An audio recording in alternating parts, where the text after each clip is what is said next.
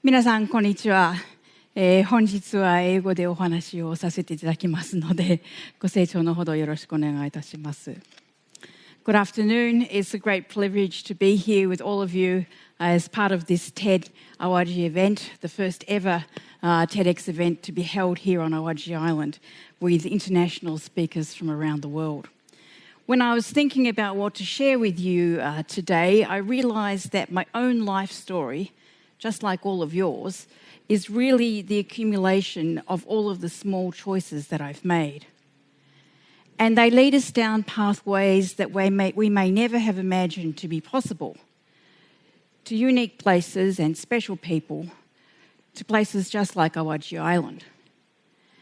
They lead us down pathways to unknown destinations, to destinations that we may not even have known existed. The ripple effect of those choices is amplified by the power of diversity. Now, we hear a lot about diversity these days, but in very simple terms, it's all about what makes each and every one of us special, talented, and unique. And as many of you in the audience today will know, Awaji Island has many unique qualities. The beautiful landscape, rich culinary and agricultural traditions, and not the least, the magical history which leads us back to the mythological birth of Japan itself. Japan's Kojiki, or Record of Ancient Matters in English, tells us about the mythical gods Izanagi and Izanami, from whom Awaji was born as the first of the land of great 8 islands which became Japan. And in the story, we learn that it was only through the special combination of their heavenly powers as they circled the great august pillar that the true catalyst for creation emerged. And in much the same way, as we pursue pathways to unknown destinations in life, it's only when we utilise our own unique talents in a special combination that we can create the ripple effect that becomes the catalyst for creation and for new pathways to innovation. So it's only fitting then that we gather here today on Awaji Island to celebrate and to acknowledge the birth of new ideas. I'd like to take a few moments here to share with you the pathway that led me here to Awaji, a previously totally unknown place to me, and how Awaji has changed my life. Going back a little bit, in my case, Japan was a part of my life almost before I was born. It was predestined. It started before I could walk or talk. My father worked for a Japanese company in Australia for over 40 years. His Japanese colleagues nursed me when I was a baby. They brought me Japanese dolls to play with when I was in kindergarten, and they taught me how to fold origami in primary school. I thought I was pretty special, I can tell you.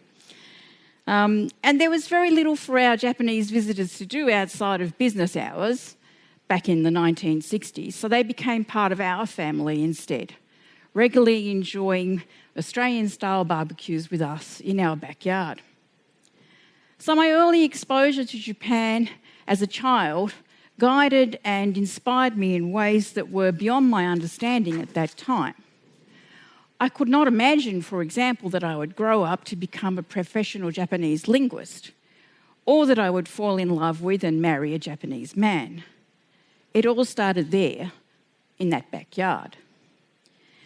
And whilst the pathways that I would follow as I grew to become a professional diplomat for the Australian government were also unknown to me at that time, the one thing that I never lacked was the ability to imagine the possibilities of what might be. Now, Imagine the Possibilities is actually the title of one of my very favourite video clips. It's a commercial made by Mattel for their world-famous Barbie doll. And the video clip features a series of young girls playing the role of teacher, veterinarian, sports coach, and tour guide, all the while totally convinced that cats can, of course, fly, dogs have smaller brains than humans because they don't go to high school. Well, of course unicorns exist, and well, dinosaurs all have personal names. I was one such young girl, always imagining what the future might be. And I think it was my thirst for new experiences and exposure to new people and new cultures, undoubtedly very much strongly influenced by my early engagement with Japan, that's led me to find where I am today. As a career diplomat, this pathway led me to many unknown countries and cultures. In fact, I ended up being posted to places that I'd previously visited as a tourist, thinking I might never return again, only to find sometime later that this country or this city would become my home for several years. And so it was that I learned to embrace pathways to unknown destinations as, in fact, pathways to possibilities. And as a result, I've enjoyed a rich tapestry of experiences, and I've learned how to create new ideas in cross-cultural environments, utilising the unique talents of a very broad range of people from different backgrounds to truly harness the power of diversity. So it's only when we come to embrace these pathways to the unknown as pathways to possibilities that we can truly fulfil our own potential. And as it was, I decided then that I needed to challenge myself further and made the decision to leave my former job with the Australian government, relocate to Japan and pursue a second career. This was again another pathway to an unknown destination for me and a new challenge. So in breaking away from a 25-year career in government, I found that I needed to look inside myself and try to rediscover what I had to offer people outside of a very large organisation, simply as me, as an individual. And whilst the unknown is very scary at times, I did embrace this as an opportunity to create and do something fresh. I started my own company in Japan without really having much idea of exactly what I would do, but with a lot of help from my husband, I learned to trust in my own abilities and to see myself in a new light. And so to make sure that I never lost sight of my destination, I decided to adopt as my company motto, pathways to possibilities. I spent a lot of time looking for new pathways. It wasn't easy. But I tested the ones that felt right to me, and then I looked for possibilities along the way. And it is, in fact, the influence of these choices, big and small, which really has literally led me to stand here in front of you today. One of those pathways led me to a chance reconnection with one of the most inspiring business people that I've ever met, Mr. Yasuyuki Nambu. So it gave me the opportunity to pitch a business idea to him. Instead, he told me he had a new mission for me, and that was to create a Youth United Nations fellowship program. I didn't really have much specific idea what that meant at the time, but the reason was that he wanted to capitalise on the diversity that a global fellowship would bring to Awaji and the new ideas that people from all around the world could bring to the local community. And so it was, most fittingly, that the Awaji Youth Federation program was born here on Awaji in 2017. Many hands and heads worked tirelessly to establish the Awaji Youth Federation, or what has subsequently become known at home and abroad as simply AYF. And I had the privilege to be one of the co-creators. Before its inauguration in December 2017, the program was literally a pathway to unknown destinations for all involved, creators and participants alike.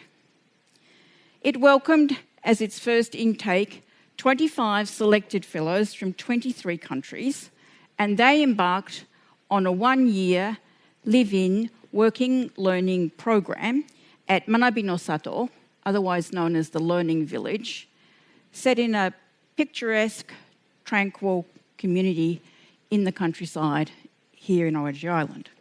And those 25 fellows who formed the first pioneer cohort came to Awaji from all corners of the globe with absolutely no idea what to expect from the adventure they were about to embark on. But they all came with hopes and dreams and believing in the possibilities that Awaji Island might offer them. And like me, Awaji Island was to them at that moment a totally unknown destination. We did not realise at that point the special place that the warm people of Awaji and its special attractions would come to occupy in our hearts. And for some of the graduates of the program, here today, they had yet to imagine that they would spend the next few years working on Awaji Island in a diverse range of roles aimed at generating new ideas and opportunities. The power of diversity is at the core of this program. One fellow selected to represent his or her country brings the customs and culture of that country and his or her unique skills to the global family that resides at Manabino Sato for 1 year.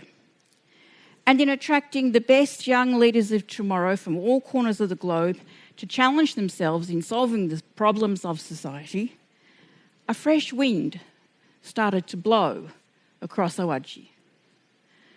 The different perspectives that the young leaders offer each other and the ideas that they bring to the local community are one of the catalysts for change and one of the driving forces behind a shared vision for Awaji Island to be reborn as an international hub. Subsequent generations have continued to place their hopes and dreams in the unknown destination of Awaji, with their possibilities being limited only by their willingness to challenge themselves. Personally, I've found that my work as one of the leaders of this initiative has awoken in me a new set of talents and interests. In my previous career, for example, I never considered myself to be an educator, and I very firmly considered myself to be a city dweller. But we should all be prepared to look in the mirror and challenge ourselves to imagine the possibilities. Now I find that the joy associated with guiding and mentoring these young leaders of tomorrow is my driving passion. It's the thing that's behind my commitment to cultural diversity, and it's really the cornerstone of my new life work here in Japan. So I have found my calling. The cultural diversity brought to Japan through initiatives such as these will spread in concentric circles, linking Awaji to the world through the achievements of its alumni, but also, most importantly, through the lifelong friendships forged here. Proud of its rich tradition and historical roots as the mythological birthplace of Japan, Awaji Island has been reborn as a power spot. Now it's become the birthplace of a new kind of innovation, stemming from the unique combination of cultures, ideas, and networks that these young leaders have brought with them. Those talents and the passion that they've developed to share the unique attractions of Awaji with the world are on display here today through the dedicated efforts of the multicultural organising team that have worked so hard to bring this event to fruition today. Thank you very much, team. I'm very proud of these talented young leaders from abroad who've made their homes here and everybody who's supported them. And regardless of where they choose to continue their journey, the ripple effect of their once-in-a-lifetime experience here has already connected Awaji Island to the world through a network of lifelong friendships in a way that could never be achieved otherwise. So for the next generation of pioneers who come here, Awaji Island is no longer an unknown destination, but an ongoing source of inspiration and a second home. As we journey through life, we're all following pathways to unknown destinations. And if we challenge ourselves to always imagine the possibilities of where those pathways might take us, we may find ourselves at destinations we never would have thought possible. The Japanese have a wonderful saying based on mythology, that all lovers destined to be together are connected by an invisible red string, which eventually draws them together regardless of situation or location. And I must say that I do believe that to be true in my case. Somehow I was drawn from the other side of the world to be together with my husband of now 29 years. So too, may we find that the accumulation of all the small decisions that we make creates a ripple effect that connects us to people and places far and wide.